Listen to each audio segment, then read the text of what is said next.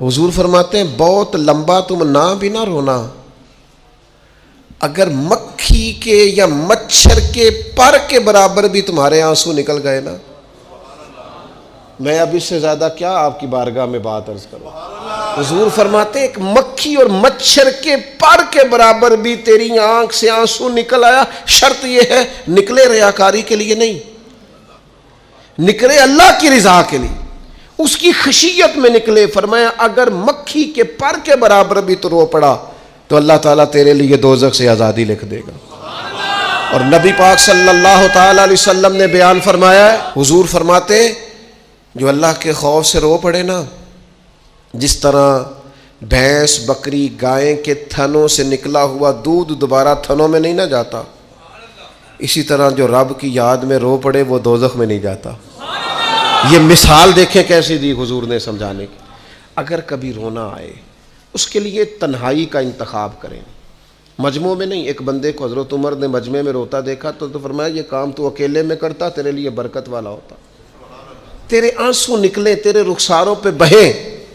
اور شیر خدا تو شیر ہے نا، حضرت مولا علی شیر خدا فرماتے ہیں اگر تیری آنکھوں سے کبھی آنسو نکلے نا اللہ کی یاد میں، حضور کی محبت میں، تو فرمایا ان آنسوؤں کو پوچھنا نا، ان کو چہرے سے صاف نہ کرنا، یہ تو آنسو اس قابل ہیں کہ تیرے رخساروں پہ رہیں، یہ تو روشنی ہے تیرے چہرے کی، ان کو پوچھنا نا۔ حضرت علی رضی اللہ تعالیٰ عنہ نصیحت کرتے ہیں انہیں رہنے دے۔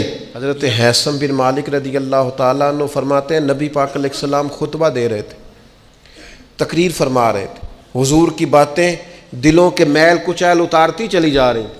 فرماتے ایک شخص نبی پاک علیہ السلام کے سامنے بیٹھ کر حضور کی گفتگو سن رہے تھے، وہ رو پڑے، ساری گفتگو چھوڑ کے نبی پاک صلی اللہ تعالیٰ علیہ وسلم کی توجہ اس شخص کی طرف ہو گئی۔ ہوا کیا ہے؟ وہ تقریر سنتے، بات سنتے بس رو پڑے۔ تو نبی پاک علیہ السلام فرمانے لگے آج اگر وہ سارے مومن بھی یہاں موجود ہوتے جن کے گناہ پہاڑوں کے برابر وزنی ہوتے تو اس ایک بندے کے رونے کی وجہ سے اللہ سب کی بخشش فرما دیتا۔ اور نبی پاک علیہ السلام فرمانے لگے یہ رویا ہے تو اس کے رونے پر فرشتے بھی روئے ہیں، اور فرشتے دعا کر رہے ہیں کہ اے اللہ یہ جو نہیں روتے نا ان کے حق میں ان کی سفارش قبول کر لے جو تیری بارگاہ میں روتے ہیں، جو تیرے حضور عرض گزار ہوتے ان کی سفارش قبول کر لے، ان کے حق میں قبول کر لے۔